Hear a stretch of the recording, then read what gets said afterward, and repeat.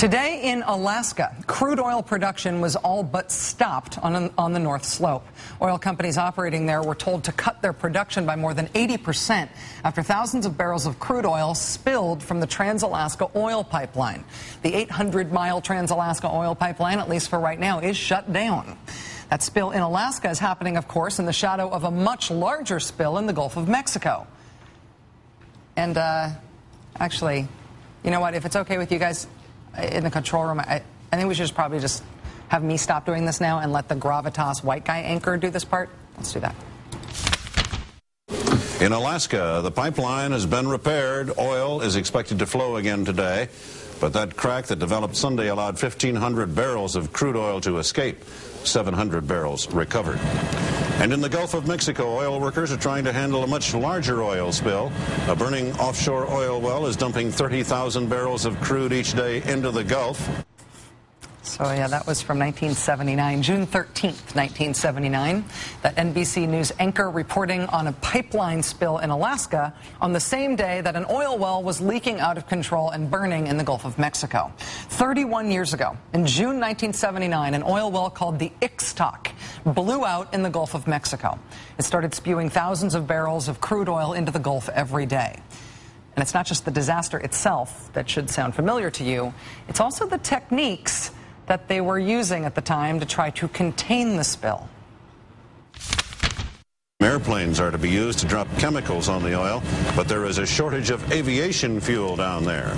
And workers are also putting up a mile-long boom. They're putting it into place. They're trying to contain the oil slick in the Gulf of Mexico. Chemical dispersants being spread across the Gulf by plane, mile-long booms being set up to contain the oil slick on the surface.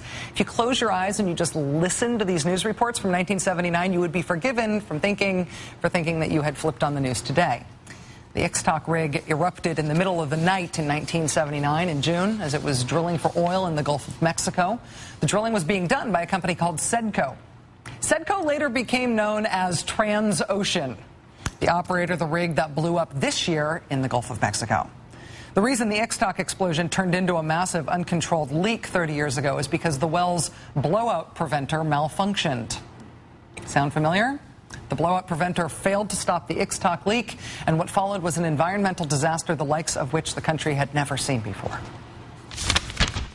Floating barriers are still being stretched across the waterway near South Padre Island to keep approaching oil from spoiling this popular sport fishing area, which is also vital to shrimp fishing and endangered wildlife. Oil skimming vessels are also being put into service to catch any patches of oil which may get through. About 5 miles offshore, another team of private oil containment workers is prepared to intercept drifting oil before it gets to land. The Coast Guard has already said it will be impossible to get it all, and they're particularly concerned about oil moving underwater. Plumes of oil moving underwater. Oil containment teams, skimming vessels. Again, these are not badly colorized reports from the BP oil disaster in the Gulf right now. This is reporting from deja vu land, from essentially the same disaster in the Gulf of Mexico, but in 1979. The only thing missing back then was worries that the loop current would carry the oil out of the Gulf of Mexico all the way to the coast of Florida. Oh, wait. There is now a distinct possibility that oil spilling from that runaway Mexican well could spread as far as the Gulf Coast of Florida. That from an official of the EPA. The Ixtoc disaster in 1979 in the Gulf of Mexico went on for weeks. Then weeks turned into months. The reason it went on for so long is because even though oil companies were allowed to drill offshore like that, it turns out they didn't know how to stop a leak when disaster struck. Nothing they tried worked. In the Gulf of Mexico, rain and heavy seas are hampering efforts to cap a Mexican oil well it has been spilling since June 3rd, the worst spill in history. Workers are trying to put a giant cone over the well. Despite inclement weather, they may try again today. Trying to put a giant cone over the well. In 2010, this giant cone strategy is what we were sort of euphemistically calling the top hat. I wonder if they had a euphemistic name for it back in 1979. Mexican officials are calling it Operation Sombrero. Workers have been trying since the weekend to put a 300-ton steel cone over the mouth of the runaway well. Officials say once in place, the cone will collect up to 90% of the crude oil, which has been gushing from the well for more than 3.5 months. From 10,000 to 30,000 barrels a day have flowed into the Bay of Campeche and the Gulf of Mexico. As with BP's Top Hat, the Ixtoc spills, Operation Sombrero, ultimately failed to stop the leak. But they had other ideas back then that were sure to solve the problem. Ideas like shooting metal spheres into the well to cut the flow of oil. You might call that today a junk shot. They also tried pumping cement and salt water into the leaking well to try to jam it up. You might call that a top kill maneuver. Neither of those things worked. For months and months and months and months and months, the Ixtoc well continued to leak uncontrollably until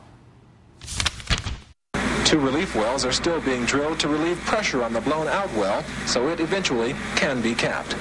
Relief wells. 9 agonizingly long months after the Ixtoc well exploded, a pair of relief wells finally allowed the engineers to cap the leaking well. That was 31 years ago. I am 37 years old, and this happened when I was 6. Those haircuts are back in fashion. And the stuff that did not work back then is the same stuff that hasn't worked now. Same busted blowout preventer, same ineffective booms, same underwater plumes, same toxic dispersant, same failed containment domes, same junk shot, same top kill. It's all the same technology. The Ixtoc well, which couldn't be plugged for 9 months, was in roughly 200 feet of water. Now in 2010, we're using the same exact techniques to try to plug a well that is leaking in 5,000 feet of water. Now look, maybe this top kill maneuver will work. We obviously hope and pray that it does. Praying does seem wiser than hoping at this point. That said, as we reported earlier this hour, BP executive Doug Suttles says tonight that it looks like it's drilling mud and not oil. That is what's now coming out of the ruptured well, but they can't tell for sure. The thing that's essentially been guaranteed to work in the past is a relief well, and that's still months away from being complete. The oil companies keep talking about how technologically advanced they are, but what they've gotten technologically advanced at is drilling deeper. They haven't gotten any more advanced on how to deal with the risks attached to that. They haven't made any technological advances in the last 30 years when it comes to stopping a leak like this when it happens. All they've gotten better at is making the risks worse by putting these leaks further out of our reach. Well, hey, congratulations. Now the thing you can't stop is a full mile underwater. That's all they've gotten better at. That and making themselves the most profitable industry the universe has ever seen, and I am not exaggerating. Officials say the oil could reach all the way to Florida as it continues to threaten the U.S. coast for months.